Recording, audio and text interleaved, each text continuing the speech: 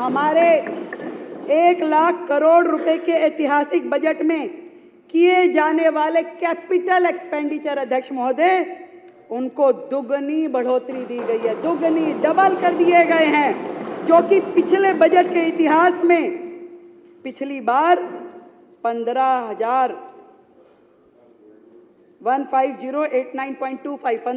लगभग करोड़ की तुलना में इस बार 28,000 करोड़ रुपए का कैपिटल एक्सपेंडिचर दिया गया है। विकसित दिल्ली के बजट में कैपिटल एक्सपेंडिचर की इस राशि का आवंटन सड़कों, नालियां, सीवर, शिक्षा, स्वास्थ्य के प्रति हमारी प्रतिबद्धता का स्पष्ट प्रमाण है। अध्यक्ष महोदय, पिछली सरकार ने यह कहते हुए डेवलपमेंट में कम खर्च किए, हमारे पास धन नहीं है, हमारे पास संसाधन नहीं है। विडंबना यह है कि अगर पिछली सरकार ने दिल्ली में केंद्र सरकार की योजनाओं को मात्र राजनीतिक कारणों से यदि रोका ना होता तो शहर में स्वास्थ्य की, शहरी आवास, पानी, सीवर आदि विकास कार्यों में पैसों की कभी कमी नहीं होती, कभी कमी नहीं होती। राजनीतिक कारणों से हर योजना को रोका गया, परंतु दिल्ली का दुर्भाग्य रहा। अध्यक्ष महोदय, एक उदाहरण मैं प्रस्तुत करना चाहती हूं। सारा विश्व जानता है कि माननीय प्रधानमंत्री नरेंद्र मोदी जी के विजन पर आधारित आयुष्मान भारत योजना पूरे देश में लागू की गई, पूरे देश में लागू की गई। लाखों जरूरतमंद नागरिकों को इसका सीधा फायदा प्राप्त हुआ, सीधा फायदा। परंतु केंद्र के निरंतर अनुरोध करने के बावजूद लगातार कहा गया कि इसे दिल्ली में लागू कीजिए, लागू कीजिए, परंतु दिल्ली में वो लागू नहीं की गई। सिर्फ इसलिए कि तत्कालिक जो मुख्यमंत्री थे वो चाहते थे इस योजना में उनका नाम जोड़ दिया जाए, तब वो लागू करना चाहते थे, उनका नाम जोड़ दिया जाए, और इस जिद का खामियाजा पूरी दिल्ली को भुगतना पड़ा। कितने तकलीफ की बात है। जिन स्वास्थ्य सेवाओं का नाम, केवल नाम के कारण उन्होंने दिल्ली को आयुष्मान भारत से जोड़ के रखा, तोड़ के रखा।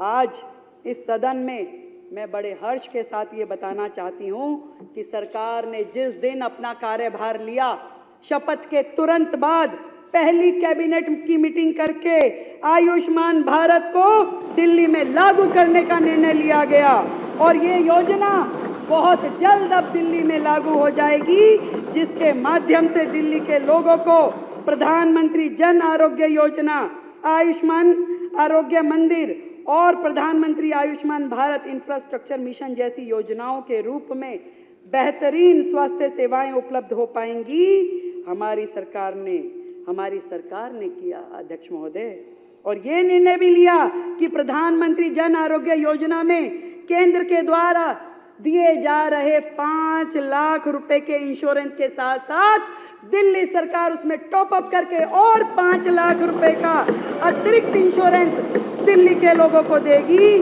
और इस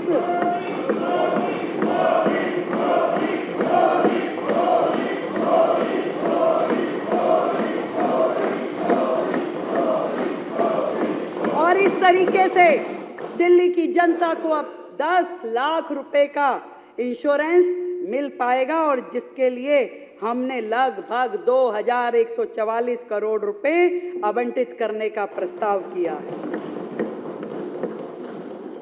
अध्यक्ष महोदय, हमने अपने घोषणा पत्र में दिल्ली के प्रत्येक नागरिक के जीवन को बेहतर बनाने के आशय से 16 संकल्प घोषित किए थे, और महिलाओं का सशक्तिकरण माननीय प्रधानमंत्री नरेंद्र मोदी जी के एजेंडा में पहला स्थान रखता है, हमेशा से पहला स्थान रखता है।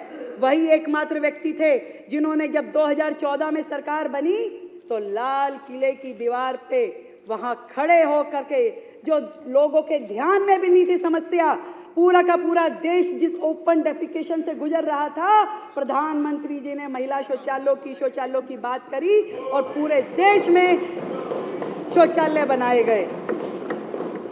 प्रधानमंत्री जी के इस विजन के साथ, इसी के अनुरूप हमने घोषणा की थी कि दिल्ली की गरीब महिलाओं को प्रति माह 2,500 रुपए उपलब्ध कराए जाएंगे।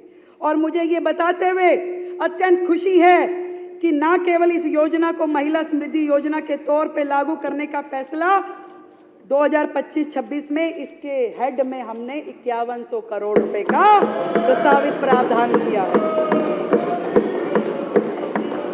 और साथ ही मातृत्व वंदना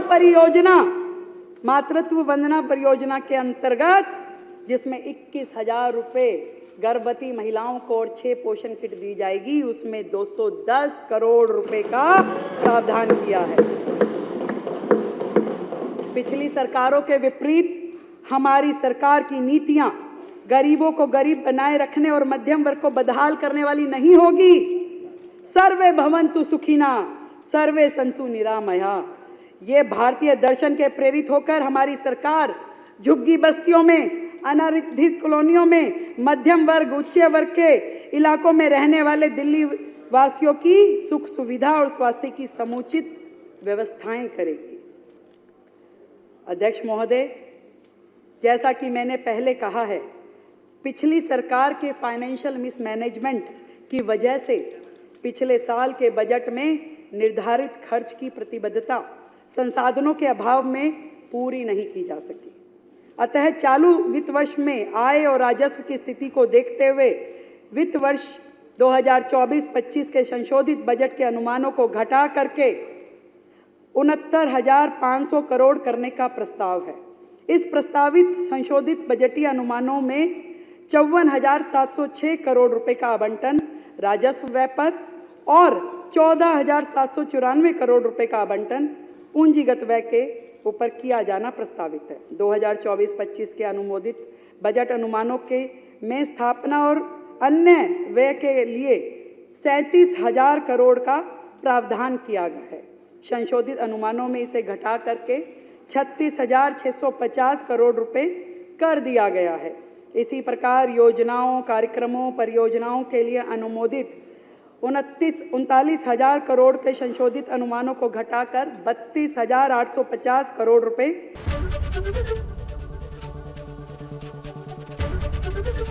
एबीपी गंगा, खबर आपकी, जुबान आपकी।